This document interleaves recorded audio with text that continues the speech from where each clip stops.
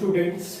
तो आज हम एटॉमिक फिजिक्स का जो नेक्स्ट टॉपिक है वो है कुछ डेफिनेशंस है वो देखेंगे। उससे पहले लास्ट क्लास में मैंने आपको बताया था रिडबर्ग कांस्टेंट की value.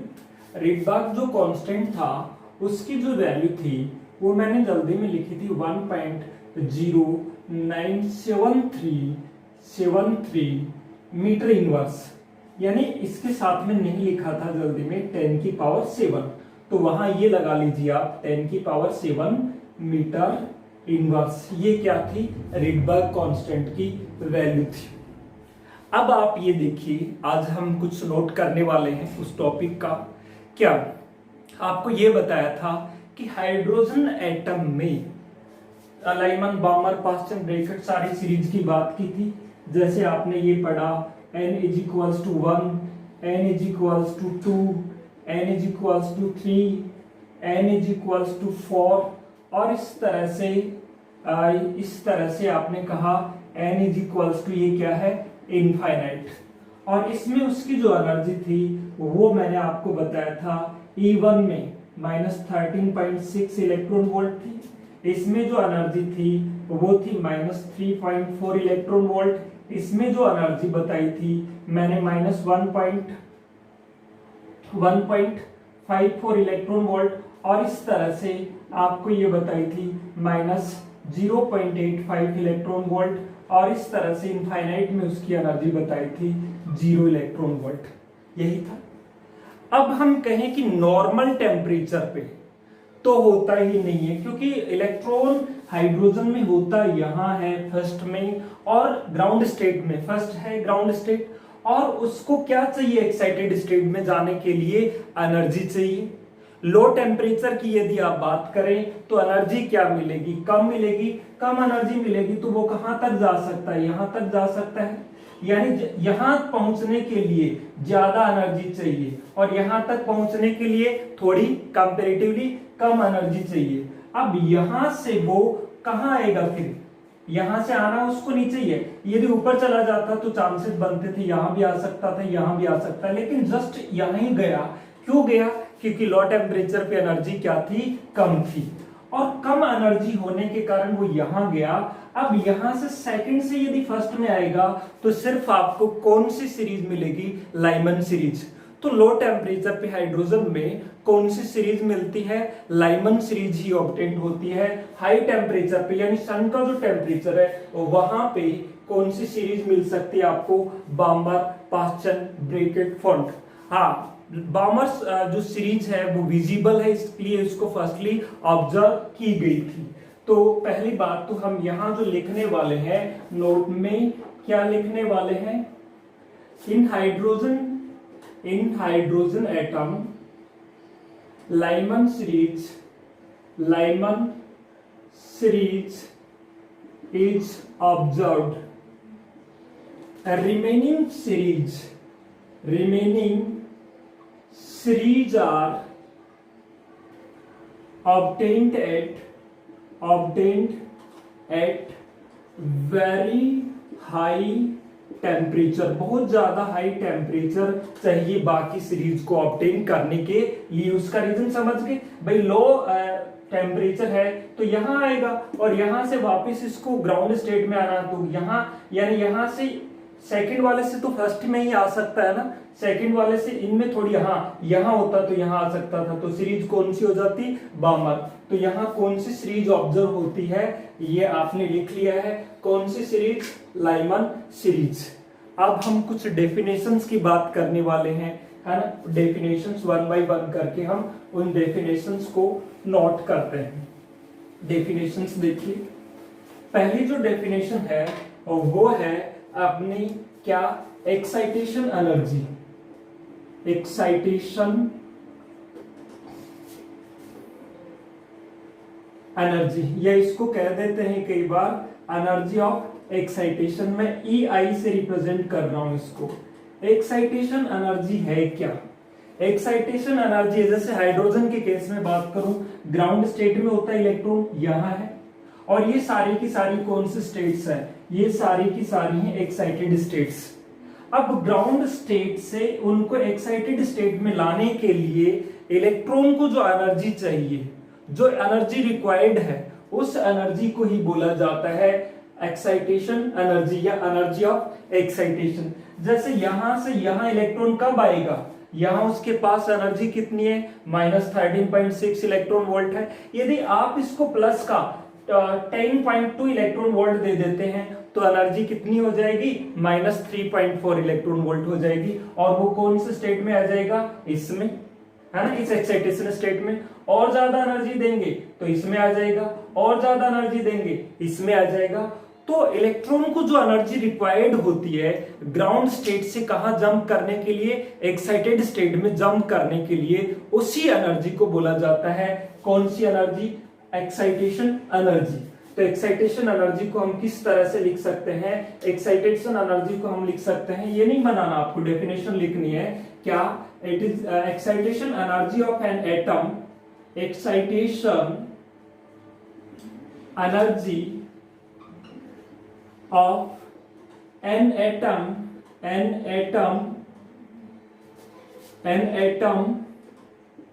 is the energy required by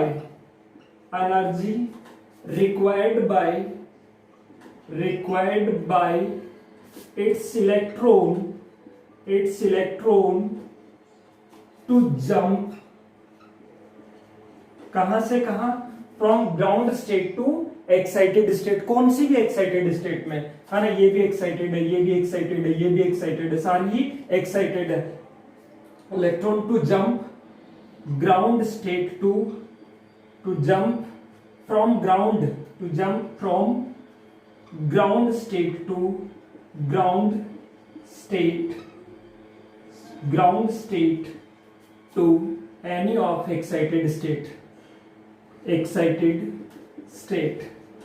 है ना। ये एनर्जी आप कैसे निकाल सकते हैं, एक्साइटेशन एनर्जी का फॉर्मूला क्या हो जाएगा, ये एनर्जी माइनस ये माइनस ये। एक्साइटेड वालों के लिए मैं E2 नाम दे रहा हूं और ग्राउंड स्टेट में एनर्जी है वो मैं मान रहा हूं E1। E2 का मतलब ये नहीं है n = 2 की एनर्जी, 2 का मतलब यह है हाइयर स्टेट और 1 का मतलब है लोअर स्टेट।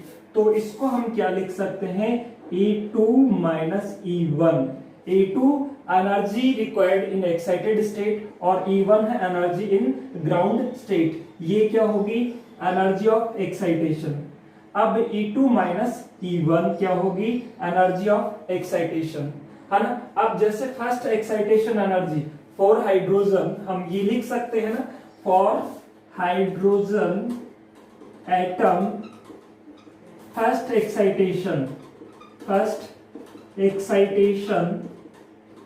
एनर्जी, है ना, फर्स्ट एक्साइटेशन एनर्जी है वो कितनी होगी, वो होगी ये माइनस ये, यानी वो होगी E2 माइनस E1, या आप कहेंगे कितना, माइनस का 3.4 माइनस का 13.4। ये देखो माइनस और माइनस प्लस हो जाएगा और उसमें से ये माइनस करेंगे तो ये कितना आएगा, 10.2 इलेक्ट्रॉन वोल्ट। ये होगी फर्स्ट एक्साइटेशन एनर्जी, यही होगी।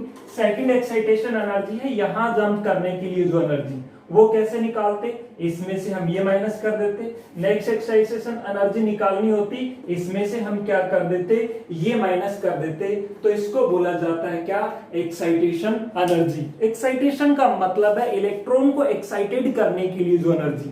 एक्साइटेड का मतलब है ग्राउंड स्टेट से हायर स्टेट में जंप कराने के लिए जो एनर्जी रिक्वायर्ड होती है, उसी एनर्जी को बोला जाता है एक्साइटेशन एनर्जी। तो एक्साइटेशन एनर्जी का मतलब समझ गए। आपको क्या लिखना है, ये एक्साइटेशन एनर्जी की definition, excitation energy of an atom is the energy required by its electron to jump from ground state to excited state. फिर ये फॉर्मूला लिखना है, for the hydrogen atom first excitation energy क्या हो जाएगी, ये minus ये। सेकंड एक्साइटेशन एनर्जी आप निकालते तो क्या होता, ये माइनस ये। थर्ड एक्साइटेशन एनर्जी निकालते तो ये एनर्जी माइनस ये एनर्जी। इस तरह से हम क्या निकाल सकते हैं, एक्साइटेशन एनर्जी कैलकुलेट कर सकते हैं। अब एक्साइटेशन एनर्जी के बाद में बात आती है आयोनाइजेशन एनर्जी। है ना। एक्साइटेशन के बाद में आयोनाइजेशन, एक्साइटेशन के लिए EX लगा लीजिए आप, आयोनाइजेशन के लिए काम में ले लेंगे एक्साइटेशन एनर्जी, है ना, एक्साइटेशन एनर्जी थी ये, है ना। तो ये इस तरह से आ जाएगी। अब हम बात करने वाले हैं किसकी, आयोनाइजेशन एनर्जी,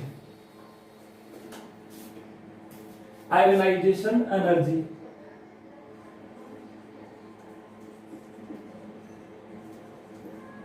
आयोनाइजेशन जैसा कि नाम से ही लग रहा है, एटम को क्या करने के लिए, आयोनाइज करने के लिए। और एटम आयोनाइज कब होता है, जब उससे क्या हो जाए, इलेक्ट्रॉन एस्केप हो जाए, इलेक्ट्रॉन नॉक करके एटम से सदा के लिए कंप्लीटली क्या हो जाए, बाहर हो जाए, तो हम कहेंगे वो एटम क्या हो गया, आयोनाइज्ड। और बाहर वाला ऑर्बिट ये है, ये है, ये है, कौन सा है, इनफाइनाइट वाला ऑर्बिट कहां होता है, बाहर होता है। तो कहने का मतलब इस इलेक्ट्रॉन को जो कि ग्राउंड स्टेट में है उसको कंप्लीटली कहां करना है, बाहर करना है, तभी वो एटम क्या हो पाएगा, आयोनाइज हो पाएगा। तो उसको कंप्लीटली बाहर करने के लिए जो एनर्जी रिक्वायर्ड है वो उसी एनर्जी को हम कौन सी एनर्जी बोलेंगे, एनर्जी ऑफ आयोनाइजेशन। यानी उसको आयोनाइज करने के लिए, आयोनाइज्ड का मतलब है उसको ग्राउंड स्टेट से कौन सी लास्ट जो एक्साइटेड स्टेट इंफिनिटी वाली यानी एटम से बाहर निकालने के लिए जो एनर्जी चाहिए उसी एनर्जी को हम बोलेंगे आयोनाइजेशन एनर्जी। तो इसको हम क्या लिख सकते हैं, एनर्जी लिख लीजिए इसको, है ना। अगली जो डेफिनेशन है सेकंड वो लिख रहे हैं आपको क्या, आयोनाइजेशन एनर्जी। इसमें है energy required by an electron, energy required by required to knock an electron कहाँ, completely out from the atom। यानी एक इलेक्ट्रॉन को एटम से कंप्लीटली आउट करने के लिए जो एनर्जी रिक्वायर्ड है उसी एनर्जी को कौन सी एनर्जी कहा जाता है, आयोनाइजेशन एनर्जी, है ना। एक इलेक्ट्रॉन को एटम से कंप्लीटली आउट करने के लिए जो एनर्जी रिक्वायर्ड होती है उसी एनर्जी को बोला जाता है कौन सी एनर्जी, आयोनाइजेशन एनर्जी। यानी energy required to knock an electron completely out from the atom, इसी को हम कहेंगे आयोनाइजेशन एनर्जी। जैसे हाइड्रोजन के केस में या किसी भी केस में क्या होगा, इसके पास एनर्जी कितनी है, -13.6। बाहर जाने के लिए एनर्जी कितनी होनी चाहिए, 0। n is equals to infinite कहां होता है, एटम से बाहर होता है। ये ऑर्बिट इनफाइनाइट वाला एटम से बाहर होता है, तो इसको बाहर वाले ऑर्बिट में यानी एटम से बाहर करने के लिए एनर्जी कितनी होनी चाहिए, 0 है। कितनी इसकी, -13.6। कितनी देनी पड़ेगी आपको, प्लस का 13.6, तब ये क्या हो जाएगा, बाहर, और इलेक्ट्रॉन बाहर हो जाएगा तो वो एटम क्या बन जाएगा, एक पॉजिटिव आयन। तो इसी एनर्जी को हम बोलेंगे क्या, आयोनाइजेशन एनर्जी। सो आयोनाइजेशन एनर्जी की डेफिनेशन लिख ली। ये कैसे निकालेंगे, ये इसमें से इसको क्या कर देंगे, माइनस कर देंगे, तो ये आ जाएगा। देखो कौन सी एनर्जी निकाल रहे हैं आप, आयोनाइजेशन एनर्जी। तो आयोनाइजेशन एनर्जी का जो फॉर्मूला है वो आपके पास बन जाएगा, इंफिनिटी में ले जाना था माइनस ग्राउंड स्टेट में उसकी जो एनर्जी थी वो, है ना। ये इसके लिए फॉर्मूला बन जाएगा। For hydrogen atom, hydrogen atom के लिए देखो क्या होगा, आयोनाइजेशन एनर्जी होगी क्या, E इंफिनिटी में उसकी एनर्जी क्या, देखो E इनफाइनाइट माइनस E1, या इसको आप लिख सकते हैं इनफाइनाइट में एनर्जी कितनी है, 0, माइनस इसमें कितनी है, माइनस का 13.6, माइनस माइनस प्लस बन जाएगा, तो क्या आ जाएगा 13.6 इलेक्ट्रॉन वोल्ट। ये हाइड्रोजन के लिए कौन सी एनर्जी आ गई, आयोनाइजेशन एनर्जी। यानी इतनी एनर्जी इलेक्ट्रॉन को मिलने के बाद में वो इलेक्ट्रॉन एटम से क्या हो जाएगा, बाहर हो जाएगा, और एटम से बाहर होते ही वो एटम क्या हो जाएगा, आयोनाइज हो जाएगा। तो ये एनर्जी हाइड्रोजन के लिए आयोनाइजेशन एनर्जी है। ये बात क्लियर है। तो आयोनाइजेशन एनर्जी में आपके लिखेंगे energy required to knock an electron completely out from the atom. Formula ये लिखेंगे हाइड्रोजन के लिए ये है आयोनाइजेशन एनर्जी। अब नेक्स्ट हम बात करते हैं डेफिनेशन की, क्या एक्साइटेशन पोटेंशियल। नेक्स्ट डेफिनेशन है वो है हमारी एक्साइटेशन पोटेंशियल। एक्साइटेशन पोटेंशियल क्या है, देखिए एक्साइटेशन पोटेंशियल, पोटेंशियल को किससे रिप्रेजेंट करते हो, V से। एक्साइटेशन के लिए मैं यहाँ EX लगा देता हूं। एक्साइटेशन पोटेंशियल आपको ये पता है इलेक्ट्रॉन को पोटेंशियल से क्या मिलेगी, एनर्जी।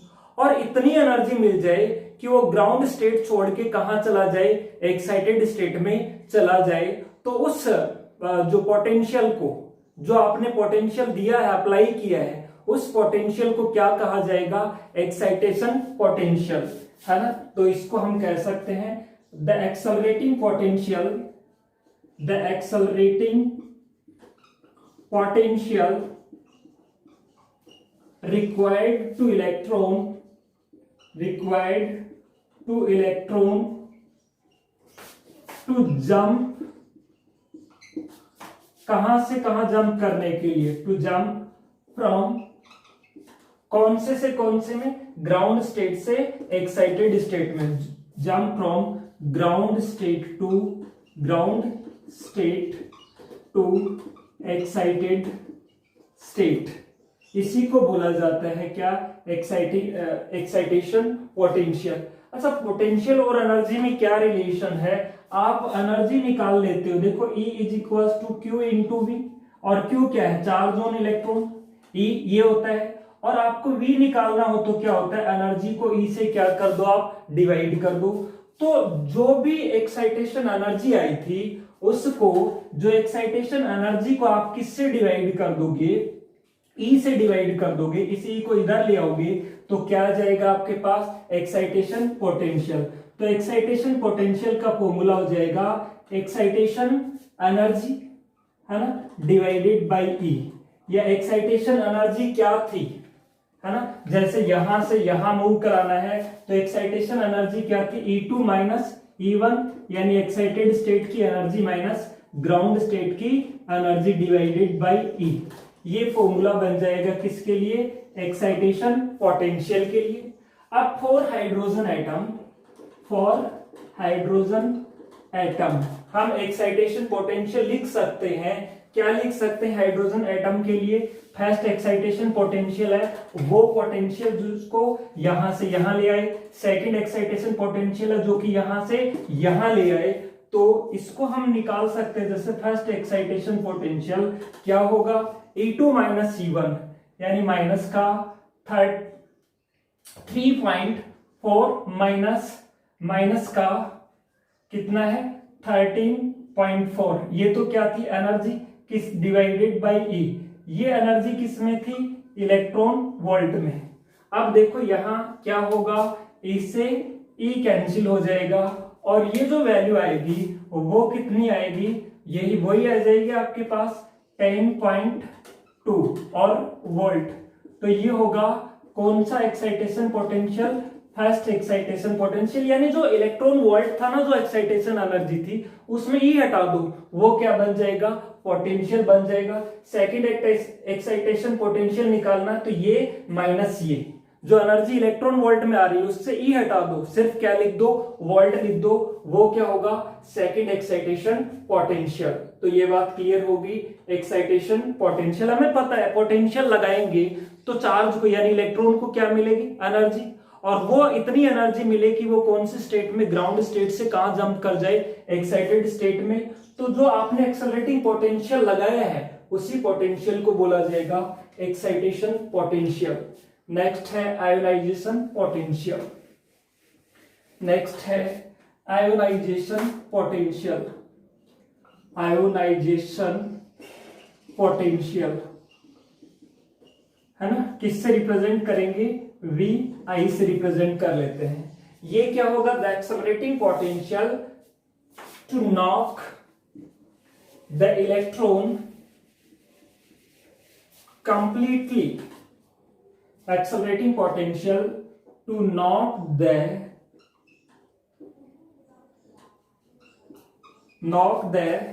electron completely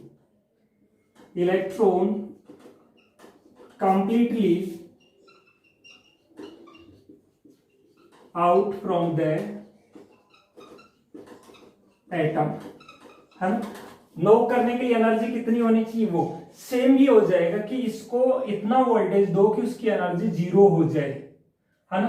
तो यहां ये सीधा रिलेशन आ जाएगा, एक आयोनाइजेशन पोटेंशियल क्या हो जाएगा, आयोनाइजेशन एनर्जी डिवाइडेड बाय ई। और आयोनाइजेशन एनर्जी का थोड़ी देर पहले लिखा था आपने, क्या लिखा था, आयोनाइजेशन एनर्जी, आयोनाइज करने के लिए एनर्जी, यानी ई इंफिनिटी माइनस E1, ये फॉर्मूला बन जाएगा, है ना। तभी तो वो क्या होगा, आयोनाइज होगा। और फर्स्ट क्या हो गया, तो आयोनाइजेशन पोटेंशियल तो एक ही होगा, ये क्या हो जाएगा माइनस, ये देखो ये कितनी 0, इंफिनिटी वाले में 0 होती है, माइनस ये, तो ये आ जाएगा प्लस का 13.4 वोल्ट। ये क्या आ गया, एक्साइटेशन पोटेंशियल फॉर हाइड्रोजन, यानी इतना वोल्ट अप्लाई करोगे तो उसकी एनर्जी कितनी हो जाएगी, है ना। और वो क्या हो जाएगा, आपका आयोनाइज हो जाएगा, क्योंकि एनर्जी इतना होते ही उसकी एनर्जी कितनी होगी, Q इंटू वी, यानी E इंटू वी। और ये एनर्जी इसमें जोड़ेगी तो एनर्जी क्या हो जाएगी 0, और एनर्जी 0 होते ही एटम से बाहर, और एटम से बाहर होते ही वो क्या हो जाएगा, आयोनाइज। तो इस पोटेंशियल को हम क्या बोलेंगे, आयोनाइजेशन पोटेंशियल। तो इसकी डेफिनेशन आप क्या लिखेंगे, the accelerating potential to knock the electron completely out from the atom. और इसका फॉर्मूला ये हो जाएगा आयोनाइजेशन, यानी एनर्जी और पोटेंशियल में ये रिलेशन है कि एनर्जी को आप E से डिवाइड कर दो, E का मतलब चार्ज ऑन इलेक्ट्रॉन से, E से डिवाइड करते हो तो क्या आ जाता है, पोटेंशियल। ध्यान रखो एनर्जी आपको पता है ना, उस एनर्जी को E से डिवाइड कर दो, क्या आ जाएगा आपके पास में, पोटेंशियल आ जाएगा, इस तरह से। तो ये डेफिनेशन लिखिए। अब हम बात करते हैं बोर के मॉडल की, बोर की थ्योरी की शॉर्टकमिंग्स या उसकी लिमिटेशंस की। अब देखिए ये लिखिए, अच्छा इसमें ये है, ये 13.6 है, 13.6 है, तो ये भी क्या हो जाएगा 13.6। अब देखिए लिख लिया, ये 13.6 है। अब देखिए, अब हम बात करते हैं बोहर का जो मॉडल थे, बोहर की जो थ्योरी थी, उनमें क्या क्या कमियां रह गई, उसकी क्या क्या लिमिटेशंस थी, उसकी क्या क्या शॉर्टकमिंग्स थी। बोहर का मॉडल बेसिकली क्या था, एक तो हाइड्रोजन के लिए ही वैलिड था, हाइड्रोजन के अलावा जैसे लिथियम, हीलियम, इन सभी के लिए ये वैलिड नहीं था, ये सबसे बड़ी कमी थी। फिर बोहर ने, आपने देखा होगा कि सर्कुलर ऑर्बिट को ही माना था, जबकि ऑर्बिट इलेप्टिकल भी ले सकते थे। सर्कुलर को क्यों चूज किया, इसका उनके पास में कोई जस्टिफिकेशन नहीं था। और देखो साथ साथ अपन लिखते चलते हैं और समझते हुए चलते हैं। तो लिखिए आप क्या, लिमिटेशंस ऑफ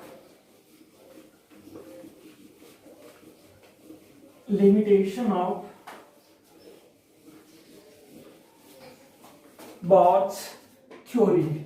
टॉपिक का नाम है आपका लिमिटेशंस ऑफ बोर्स थ्योरी, या दूसरा एग्जाम में किस नाम से पूछा जा सकता है, शॉर्टकमिंग्स ऑफ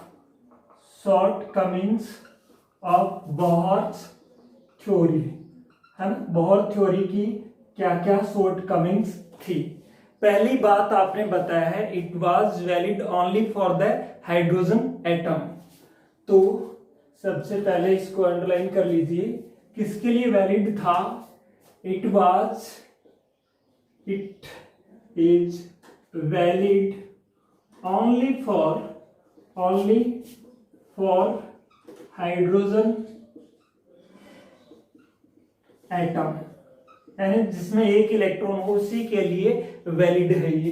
दूसरी जो शॉर्टकमिंग है जिसकी आप बात कर रहे थे, जो आप कह रहे थे कि ये किसको नहीं समझा पाया कि इलेप्टिकल ऑर्बिट क्यों नहीं लिए, है ना, जो सर्कुलर ऑर्बिट ही क्यों चूज किए, है ना, है ना। It could not explain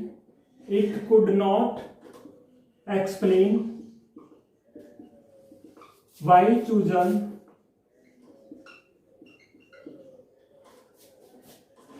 chosen कैसे circular orbits, why not elliptical, है ना। सर्कुलर ऑर्बिट माने थे, इलेप्टिकल ऑर्बिट नहीं माने थे। इस बात को ये नहीं समझा पाया। आपको मैंने बताया था इलेक्ट्रोमैग्नेटिक वेव थ्योरी में कि कोई भी पार्टिकल, जैसे इलेक्ट्रॉन है, चार्ज पार्टिकल है, वो एक्सेलरेट होता है तो एनर्जी को क्या करता है, रेडिएट करता है, एनर्जी का लॉस करता है। लेकिन इन्होंने कहा कि एनर्जी का लॉस नहीं करता, तो ये नहीं समझा पाए, है ना। It could not explain according to wave theory an accelerating charge particle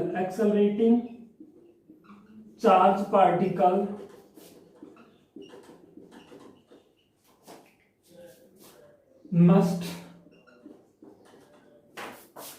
radiate the energy in form of electromagnetic wave. It could not explain ये इसको भी नहीं समझा पाए। It could not explain it, इसको भी नहीं समझा पाए।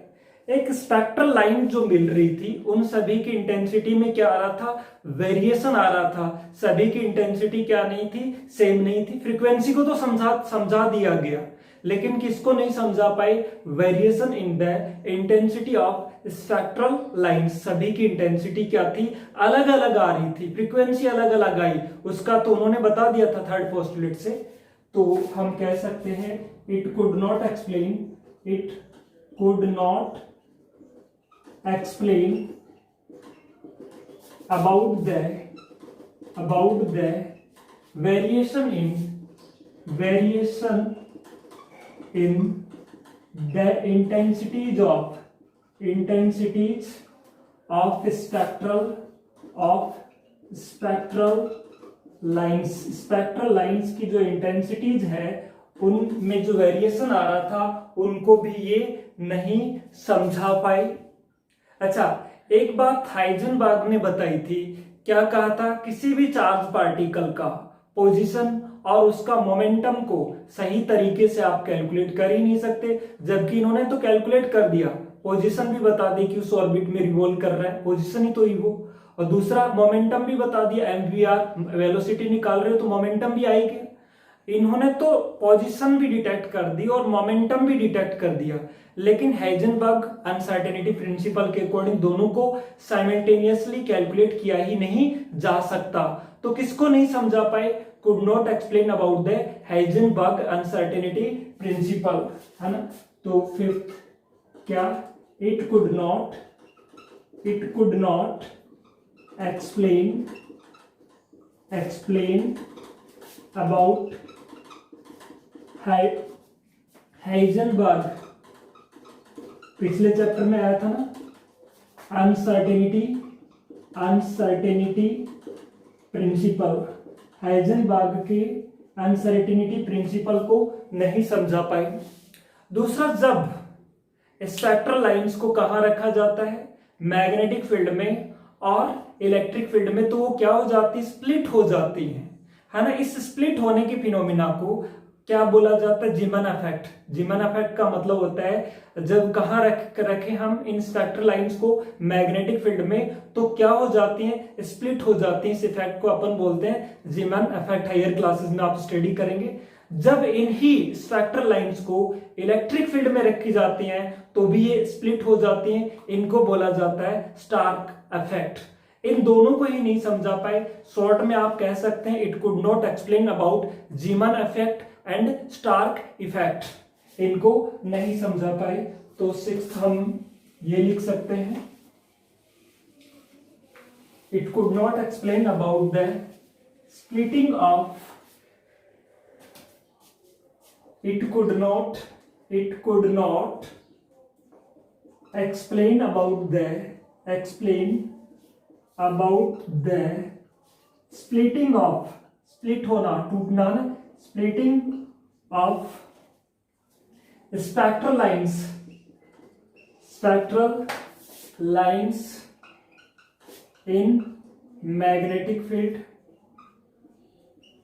और इसको क्या बोला जाता है, इसको बोला जाता है जीमन इफेक्ट, है ना। इसको नहीं समझा पाए, and could not explain about the splitting of spectral lines in कौन सा, इलेक्ट्रिक फील्ड। इसको बोला जाता है कौन सा इफेक्ट, स्टार्क इफेक्ट। यानी दोनों को ही नहीं समझा पाए। जब आप स्पेक्ट्रल लाइन को मैग्नेटिक फील्ड में देखते हो तो भी वो स्प्लिट हो जाती हैं, उसको क्या कहा जाता है, जीमन इफेक्ट। जब इनको इलेक्ट्रिक फील्ड में रखा जाता है तो भी स्प्लिट हो जाती हैं, इनको क्या बोला जाता है, स्टार्क इफेक्ट। शॉर्ट में आप कह सकते हो it could not explain about Zeeman effect and Stark effect, है ना। और वैसे तो काफी होगी, और यदि आप लिखना चाहें तो ये कह सकते हैं इन्होंने न्यूक्लियस को किस में माना, रेस्ट में। और कौन रिवॉल्व कर रहे हैं इसके अराउंड, इलेक्ट्रॉन। लेकिन इस दुनिया में केवल वही पार्टिकल रेस्ट में पॉसिबल है जिसका मास क्या हो, इनफाइनाइट। क्या न्यूक्लियस का मास इनफाइनाइट है, नहीं है, उसका तो फाइनाइट है, बहुत कम है। तो क्या वो नहीं होना चाहिए, वो रेस्ट में नहीं होना चाहिए। तो ये क्या थी, लिमिटेशंस। तो सीबीएसई में तो यहां तक है इस चैप्टर में, और आरबीएसई के लिए एक टॉपिक बचता है जिसकी अब हम बात करेंगे, वो क्या है, explanation of Bohr's second postulate by de Broglie hypothesis, है ना। ये लिखिए जल्दी से, फिर बात करते हैं एक्सप्लेनेशन ऑफ डी ब्रोगली। तो देखिए, अच्छा ये जीमन इफेक्ट है ना, जेड जीमन इफेक्ट। अब बात करते हैं अपन नेक्स्ट टॉपिक की, जो कि ये आरबीएससी में है, और ये इस चैप्टर का लास्ट टॉपिक है। इसके बाद में इस चैप्टर की जो थ्योरी है वो आपकी फिनिश।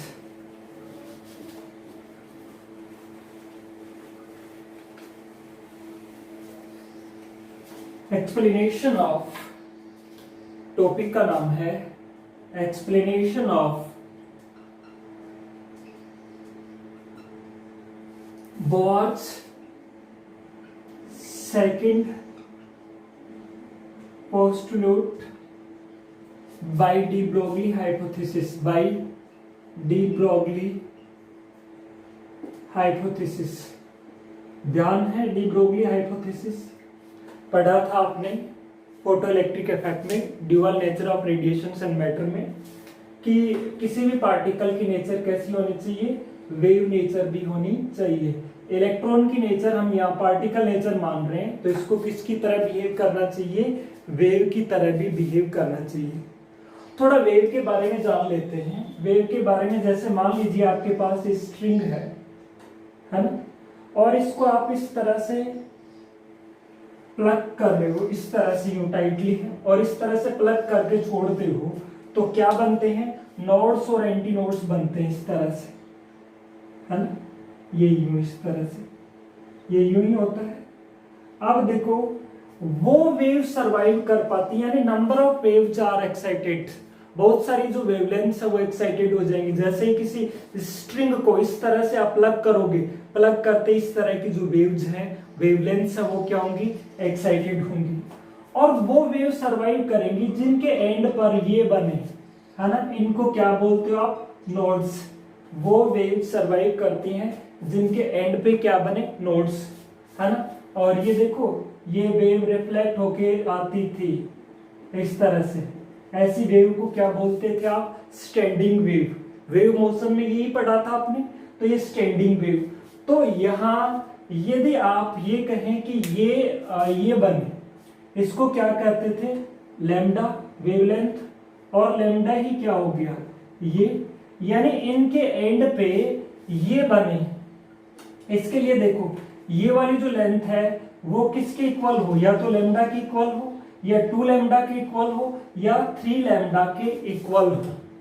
यानी ये जो कंप्लीट लेंथ इसकी या तो वेवलेंथ का 1 मल्टीपल हो या 2 मल्टीपल हो या 3 मल्टीपल हो। इसी तरह से हम यदि ऑर्बिट की बात करें, जैसे हम ये ऑर्बिट मान लेते हैं, ये हमारे पास क्या है, ऑर्बिट है ना। इस ऑर्बिट में किसको रिवॉल्व करना है, इलेक्ट्रॉन को रिवॉल्व करना है, ये वो ऑर्बिट मान लिया हमने, है ना। अच्छा, इसमें इलेक्ट्रॉन को जो रिवॉल्व करना है, तो इलेक्ट्रॉन की नेचर हम कैसे नेचर की बात कर रहे हैं, वेव नेचर। तो वो भी क्या बनाना चाहिए, इसकी तरह से स्टैंडिंग वेव बनानी चाहिए। और स्टैंडिंग वेव बनने के लिए जैसे मान लो ये यहां से लेके, मैंने कहा जैसे मैंने इसको 4 पार्ट्स में, जरूरी नहीं है कितने में, है ना, इस तरह से मैं यहाँ 4 वेव्स दिखा रहा हूं। जैसे ये एक वेव बन गई लैम्डा, और इसी तरह से मैं दूसरी दिखा रहा हूं यहां से यहां, है ना, और इसी तरह से यहां मैं एक और दिखा रहा हूं, और यहां से यहां मैं एक और दिखा रहा हूं। ये यहां पे क्या है, इसका न्यूक्लियस है। अब देखो यहां से चला ये, और यहां आकर के कितनी डिस्टेंस हो गई, लैम्डा, और यहां आकर के कितनी हो गई, 2 लैम्डा, और यहां आकर के कितनी हो गई, 3 लैम्डा, और यहां आकर के वापिस यहां आ जाना चाहिए, नोड तभी बनेगा, तो कितनी लैम्डा होगी, 4 लैम्डा।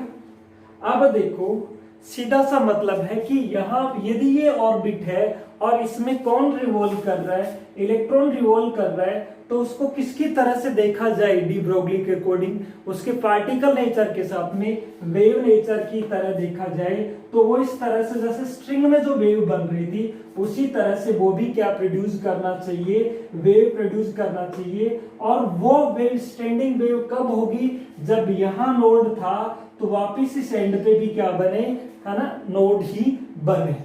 ये बात, ये स्ट्रिंग का मैंने एक एग्जांपल दिया। तो यहां हम लिख लेते हैं कुछ थोड़ा सा, if we see about the wave nature of the electron, wave nature of the electron। अच्छा, उससे पहले यहां देखिए आपने क्या कहा, किसी स्ट्रिंग को क्या किया, प्लग किया, प्लग करते ही क्या होती है, number of wavelengths are excited in it.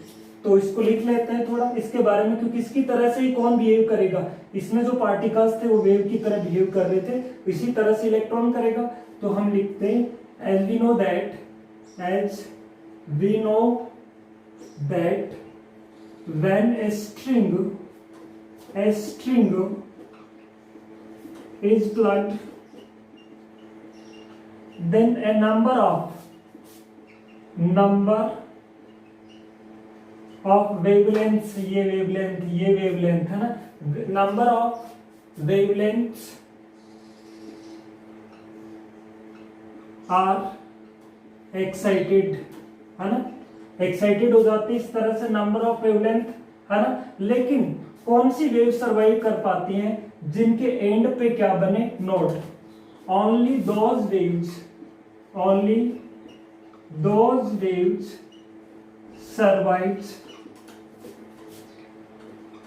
survives which has nodes, है ना, which has nodes at its ends, है ना, जिसके एंड पे which has nodes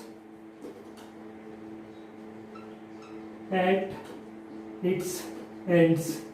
जैसे यहाँ, अब ये नहीं हो सकता, यहाँ ये नहीं हो सकता, ये सर्वाइव नहीं कर सके, यहाँ ये नोड बनना चाहिए, है ना, ये होना चाहिए इस तरह से, है ना। इस तरह की वेव को क्या बोलते हैं, स्टैंडिंग वेव, है ना। मीन्स स्टैंडिंग वेव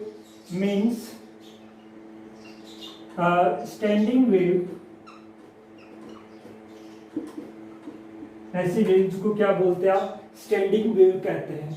तो इसके लिए ये जो लेंथ है, ये वाली, ये यहाँ कहाँ गई, ये कंप्लीट ये है, यहाँ तो ये थी स्ट्रिंग की, और यहाँ ये क्या है, ये कंप्लीट है।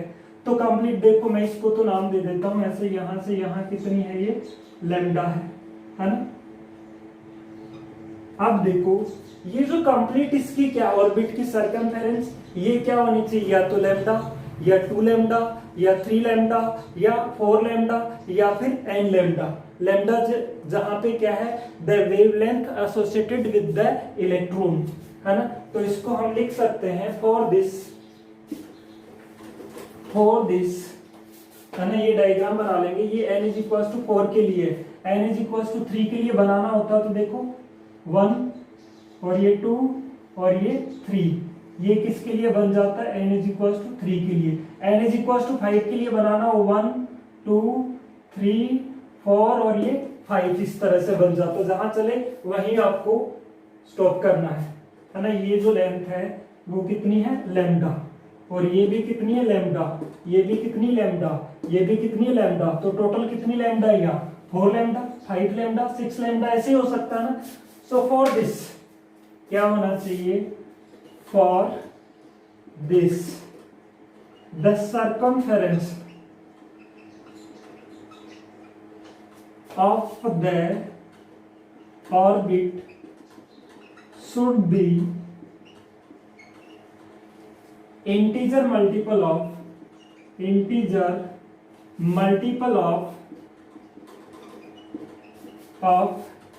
the wavelength and associated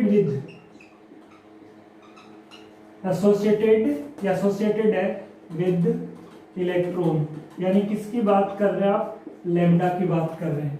circumference lambda का क्या होना चाहिए, इंटीजर मल्टीपल, यानी इसको आप लिख सकते हैं 2 पाई r, यानी सरकमफेरेंस nth ऑर्बिट की है, rn लगा दी इसलिए, वो क्या होना चाहिए, इलेक्ट्रॉन से जो एसोसिएटेड वेवलेंथ है उसका क्या होना चाहिए, इंटीजर मल्टीपल होना चाहिए। ये हम नाम दे देते हैं जैसे equation number 1।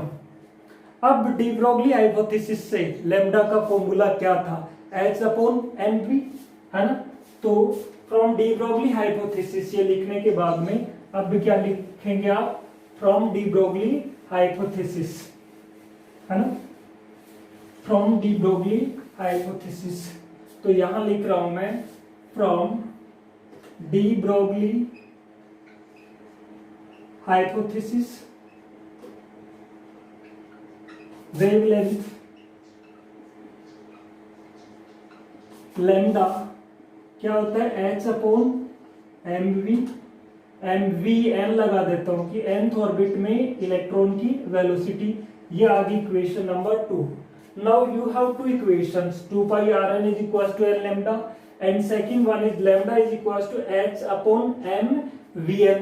Using both equations, दोनों को आप यूज में लेंगे तो देखो फ्रॉम 1 एंड 2 दोनों को काम में लेकर के देखो 2 से 1 में वैल्यू सब्स्टिट्यूट कर दो लैम्डा की, तो ये आ जाएगा 2 pi r n is equals to n into lambda की जगह पे h/mvn। v ही है ये बेसिकली, vn क्यों लगाया, nth ऑर्बिट में इलेक्ट्रॉन की वेलोसिटी, r है ये, n क्यों लगाया, ये रेडियस है nth ऑर्बिट की। तो यहां से इस तरह से लिख सकते हैं इसको, क्या, mvr ऐसे लिख सकते हैं ना, इज इक्वल्स टू nh/2 पाई। ये वही तो है क्वांटम कंडीशन ऑफ बोर, है ना। This is the second postulate of bore, या कह सकते हैं क्वांटम कंडीशन। यही तो है वो क्वांटम कंडीशन। इस तरह से डी ब्रोगली हाइपोथेसिस से भी किसको वेरीफाई किया जा सकता है, बोर के सेकंड पोस्टुलेट से, क्योंकि ये क्या थी, डी ब्रोगली हाइपोथेसिस तो थी, है ना। तो इस तरह से ये आपका जो चैप्टर है ये फिनिश हो गया है। आगे हम इस चैप्टर के न्यूमेरिकल्स करेंगे। इस चैप्टर की जो थ्योरी है वो कंप्लीट है। न्यूमेरिकल्स में आपको कोई दिक्कत नहीं आएगी।